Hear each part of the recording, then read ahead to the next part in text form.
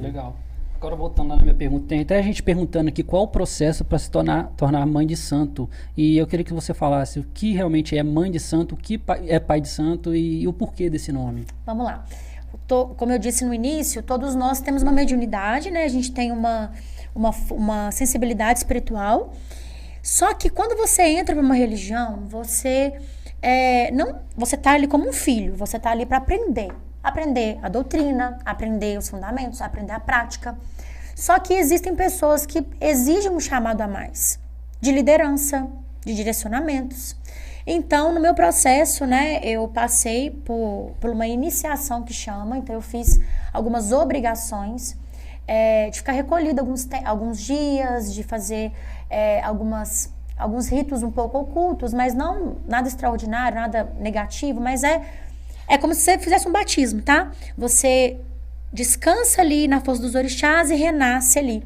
Então, quando você faz esse processo todo, e que na verdade exige 7 anos para que você se torne mãe de santo. Nossa, é uma faculdade. É uma faculdade. Então, você passa 7 anos por esse processo, né, por obrigações. Tem obrigação de 3 anos, tem obrigação de 7 anos, de 5 anos. Você passa por esse processo para você ter o axé. Ou seja, para você ter a condição de... É como se fosse uma liberação. Para você ter essa força ali em você. Então, você tem vários fundamentos, ou seja, vários ritos dos orixás para aceitar você também como essa dirigência, né? Como essa liderança. E aí, você é apta para você direcionar uma casa. Então, eu passei por todo esse processo. E aí, eu comecei a fazer o desenvolvimento e hoje eu tenho os meus filhos de santo. Então, ser mãe de santo não é só chegar e falar, eu quero ser mãe de santo. Você precisa passar por várias obrigações e disciplina e tudo. Cristiane mandou R$10, está falando assim: fui orientada pelos pretos velhos a desenvolver minha espiritualidade. Gostaria de saber como posso iniciar nesse caminho de desenvolvimento espiritual na Casa Ama. E eu já gostaria também de fazer mais uma pergunta de o que é preto velho? Vamos lá. Obrigada, Thaís, né? Cristiane Costa. Cristiane, obrigada, Cristiane, por você querer desenvolver na nossa casa. O chamado espiritual é justamente para ela trabalhar como filha de santo, tá? É para ela começar a aprender a religião, começar a entender a incorporação, todo o processo que é teórico e prático, tá? E isso, ela precisa buscar um lugar de confiança mesmo, né? E que bom que ela escolheu a Casa Ama. Os pretos velhos, eles são totalmente de hierarquia. Como assim? Eles são os primeiros seres que, como escravos, como africanos, até mesmo como até professores, né? Eles trazem uma hierarquia de benzimentos, de ensinar sobre folhas, sobre erva. Eles trouxeram tudo isso. Então, eles são os primeiros a trazer as mandingas, né? As simpatias, as cantigas. Então, as cantigas que a gente fala dos escravos de Jó, vem dos pretos velhos. Então, os pretos velhos, a gente sempre pensa, né, num pretinho velhinho. Não, das vezes são escravos muito fortes e que com muito conhecimento, né? Com muita sabedoria surreal. Quando você está precisando de direcionamento, o que eu escolho, o que eu faço? Eles são praticamente uma pequena base da religião, né? Sim, eles têm hierarquia juntamente com os caboclos, que são índios. E hoje estão em outros planos e tem incorporações. É chamado de Aruanda, né? Que é um outro plano espiritual. Então, eles têm essa hierarquia. Eles estão no topo da pirâmide, vamos dizer. Então, eles vêm com total limpeza, com total cura, com total sabedoria, com colo de vô. Sabe aquele colinho que você fala assim, eu preciso desse colinho que eu não tô aguentando mais? Ele vem para trazer esse cuidado, porque nada mais do que ele trazer, porque foi o que mais sofreu nessa terra, né? Como escravo, com todo esse preconceito. Então, eles vêm trazer, eles sabem o que significa dor. Então, eles vêm trazer o colo por isso. Então, é muito, muito lindo o trabalho com eles. Que bacana.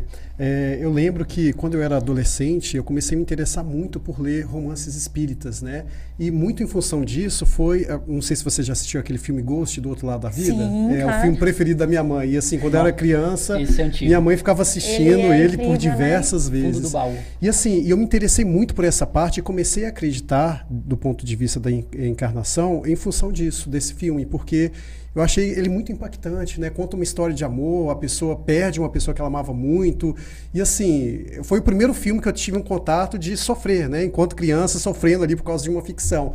E aí, depois disso, eu comecei a querer ler esses romances espíritas e achei muito interessante a doutrina. E hoje, embora eu não tenha uma religião a priori, mas eu acredito num ser superior e acredito que nós somos seres espirituais que estamos aqui apenas com o objetivo de ser humilde. Eu acredito que nós somos almas ainda que não estão aptas a viver no plano espiritual e que por isso a gente precisa de ter esse corpo físico. Pelo menos a minha crença tem, então, pode ser que ela mude, pode, mas Sim. hoje eu acredito nisso.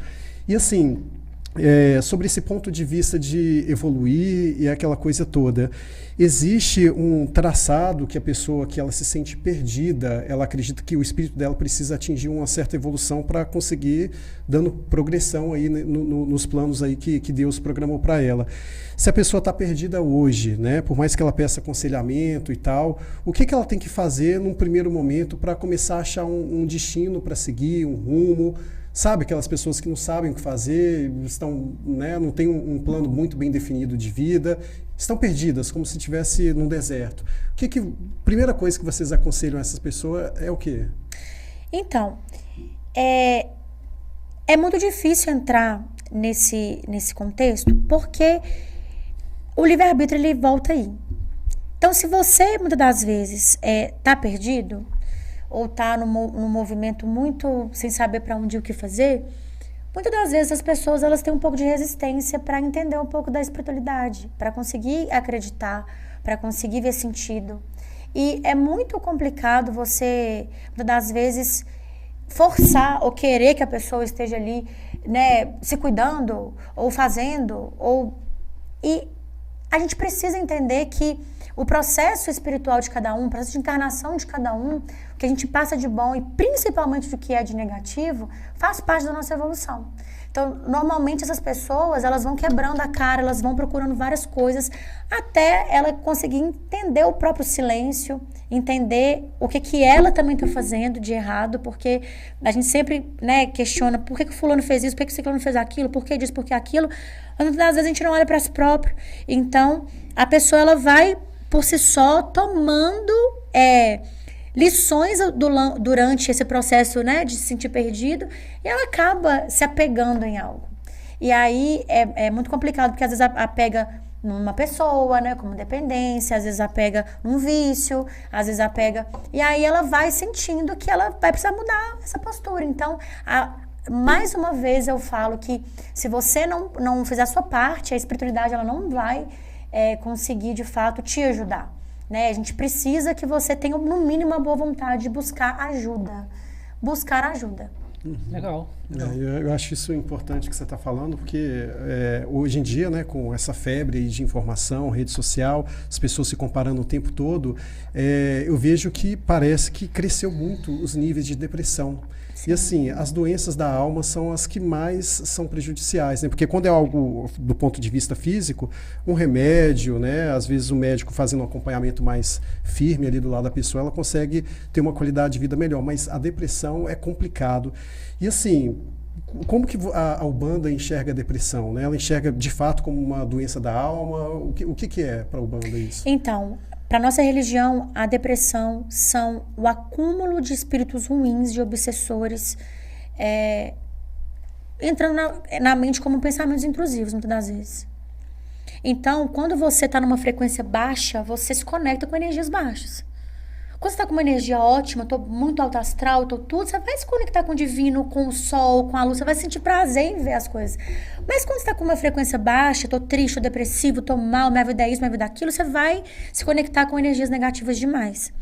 Então, a nossa casa, por exemplo, o que mais procuram lá é situações de depressão, e a gente trabalha essas desobsessões, ou seja, o corte, né, desses espíritos negativos, para ajudar a pessoa a encontrar o próprio pensamento. O que é o pensamento dela, o que é o pensamento intrusivo, o que é o pensamento de um espírito ruim. Às vezes, quando você está ali pensando, não, que vontade de me jogar aqui na frente, não é esse o pensamento. a gente muitas das vezes tem umas passagens de energias que influenciam também as nossas sensações. E a depressão, ela causa muito isso. Ela é uma doença da alma? Sim. Ela é uma doença mental? Que conjugado com uma terapia, com um psicólogo, vai auxiliar? Sim. Mas é espiritual também. Exatamente. Meu pai teve depressão e se trata até hoje, né? E ele fala que ele ouvia vozes mandando entrar na frente da carreta, mandando se enforcar. Graças a Deus, hoje ele tá bem. Que bom. Mas é isso aí, galera. Quem ainda não deu o like, deixa o seu like aí. Tem 300 pessoas ao vivo e até agora 123 likes. Porque quando você dá like, o YouTube entende que é mais relevante e entrega para mais pessoas.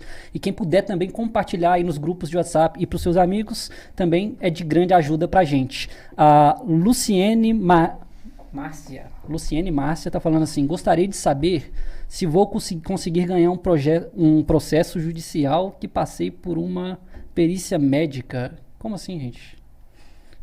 Se Deus quiser, você vai. Tomara, né? Tomara, eu creio que você vai, minha amiga. A Raíssa Aparecida mandou 27,90. Tá falando assim: gratidão a Deus, à espiritualidade e a você, minha mãe e minha amiga. Que orgulho, sem lógica. E mandou um coraçãozinho vermelho. Gracinha, te amo, Raíssa. Galera, vão fazendo perguntas aí, a gente mandando dinheiro, não tá mandando pergunta, mandem as perguntas, que no final a gente vai estar lendo a pergunta de todo mundo. Beleza?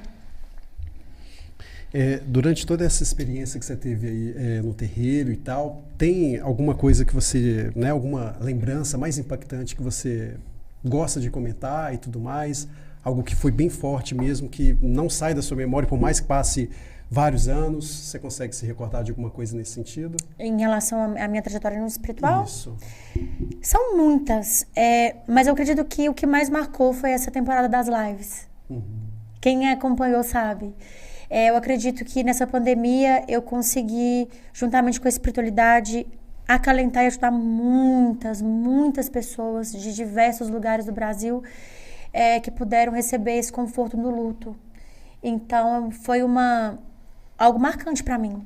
Foi algo que realmente fez a gente dar continuidade ao nosso terreiro, a fazer acontecer o nosso propósito espiritual.